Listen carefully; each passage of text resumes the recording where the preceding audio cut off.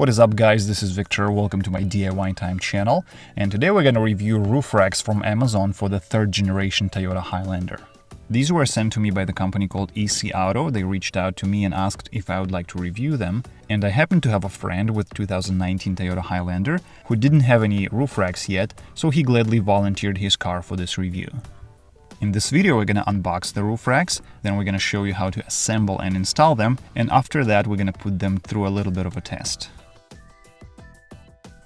The package comes inside of this cardboard box, and this box was actually inside of another box from the Amazon warehouse. Let's go ahead and cut it open and see what's inside.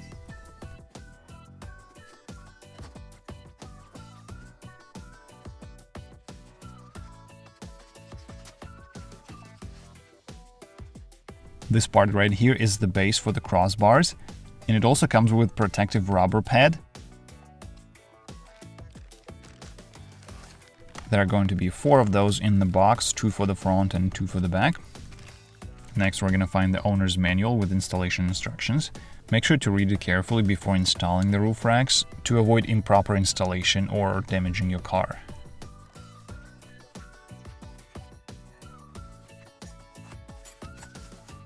Next, there is a bag with installation hardware. Also, there's one of those little metal wrench tools included for your convenience in case you don't have proper tools available to you to assemble the roof racks.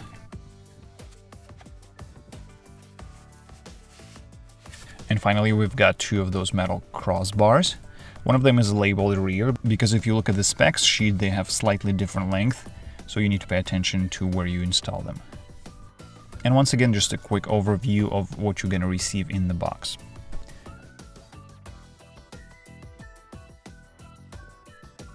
The bases for the crossbars are entirely made from this hard plastic, and the covers have this rugged texture on top. On the sides we have these stickers with the company brand name, but if you don't like that, you can just simply peel them off and remove all of the glue. It comes off very easily. And overall, the build quality of this plastic part seems to be pretty nice. There's also this rubber pad that goes under the base of the roof rack to prevent the car paint from damaging, and I assume to eliminate some of the rainwater from going inside. Next, we've got the crossbars. They're painted in this nice matte black color, and overall they look pretty nice. They also have pretty low profile and rounded edges to eliminate the drag and the noises when traveling at high speed.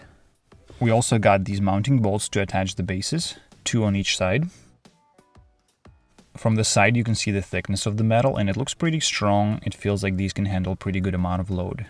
According to the specs, looks like they're rated for up to 165 pounds or 75 kilograms of load.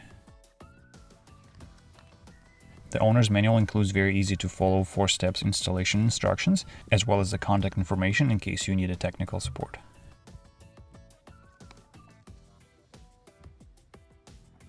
To assemble the roof racks, first we'll need to remove the top covers to be able to access the holes for the mounting hardware.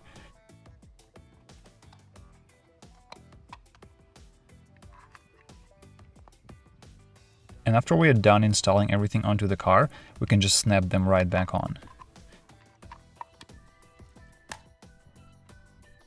The main thing you really need to pay attention to is which crossbar goes to the front and which one goes to the back.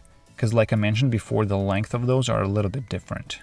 And it's really easy to do because one of them will be labeled with a sticker.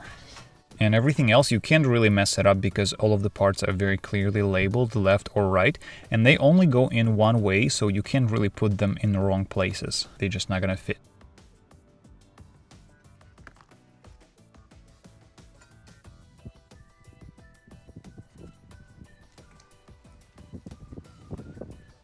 Alright, let's go ahead and put together one of the roof racks now. And to do that, first we'll need to remove those 2 mounting bolts on each side.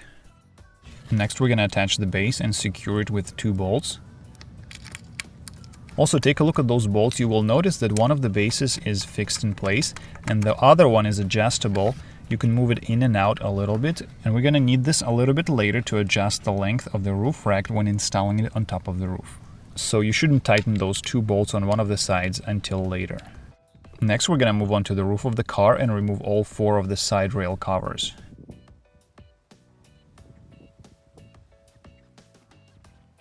You can use one of those plastic trim removal tools to avoid scratching anything. Next, we're going to grab the roof rack labeled rear and install it in the back of the car.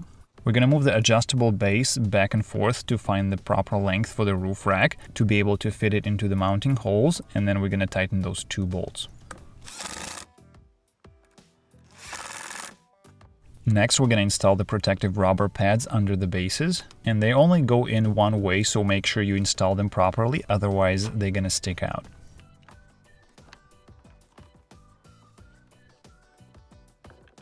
Next, we're going to use the included mounting bolts and screw them in by hand first to avoid cross-threading, and then we're going to finish it up with a ratchet.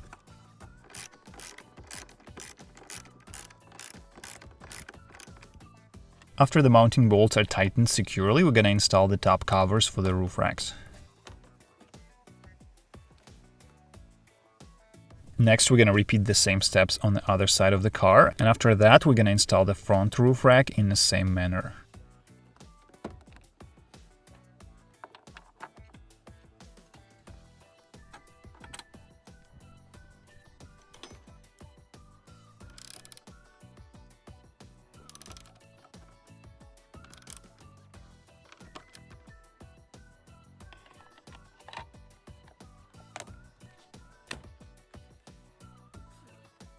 Alright, after we finished installing the roof racks, this is how they're gonna look.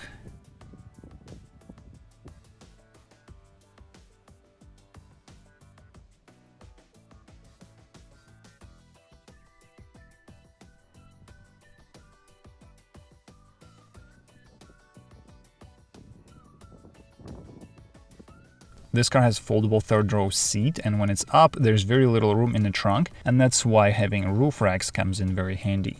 I'm gonna install my roof cargo box on top of the car and load it with a heavy item, and we're gonna see how these roof racks can handle this on a road trip.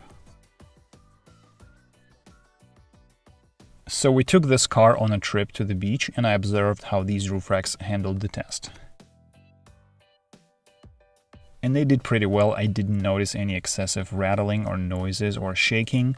So I think overall it's pretty good product, and if you're interested to buy one of those, be sure to check out the links in the description area below this video. I'm going to provide a special discount code for my viewers if you decide to buy from this company. Alright, that's pretty much it. I hope you liked this review, and if so, please give it a like. Also, please consider subscribing to my channel. Here I show you how to fix many Toyota, Lexus and Scion cars. So if you're into this kind of stuff, be sure to hit that subscribe button. Thank you for watching and have a nice day.